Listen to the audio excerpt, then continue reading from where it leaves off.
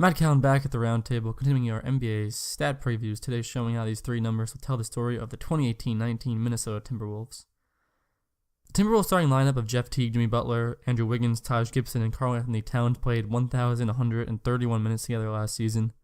This was the most used lineup of any five-man group in the league. All five starters played 33-plus minutes a game, and 6th and 7th men Nemanja Bjelica and Jamal Crawford, who both played north of 20 minutes a game off the bench, are both gone this season.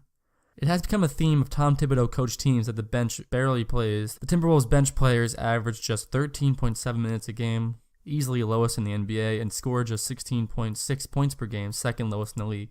Defense may be partly accountable for this. The starting lineup of Teague, Butler, Wiggins, Gibson, and Towns posted an impressive 104.2 defensive rating last season, much better than the overall team defensive rating of 111.2.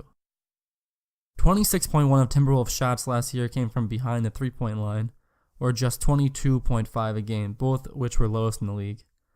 3.9 and 2.7 three-point shot attempts will be gone this year, as both Jamal Crawford and Nemanja Bjelica have both left the team in free agency. An additional 3.4 attempts could be out the door if Jimmy Butler is indeed traded before the start of the season. The Wolves, however, did add Anthony Tolliver, 4.6 attempts a game in Detroit last season, and rookie Josh Okogie took 4.2 a game at Georgia Tech last year. Depending on what happens with Butler and who they could potentially get for him in a trade, it seems the Timberwolves will be shooting even less threes next season based on their offseason transactions. Even though they ranked 4th in offensive rating last season, there is a limit to how effective an offense can be without having shooters and guys to space the floor, especially in the playoffs. Jimmy Butler's net rating last year was 8.3, easily the best on the team. It is no secret that Butler wants out of Minnesota, and it seems he will get his wish before the season starts, although there do not seem to be any guarantees yet. It would be an impressive feat to trade a disgruntled Butler in a contract year and receive proper compensation for him in a trade.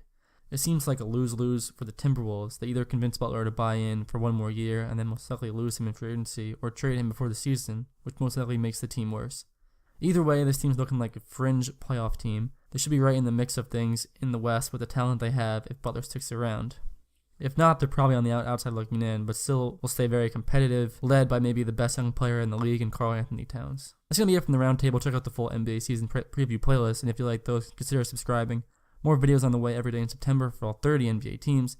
Thank you very much for watching.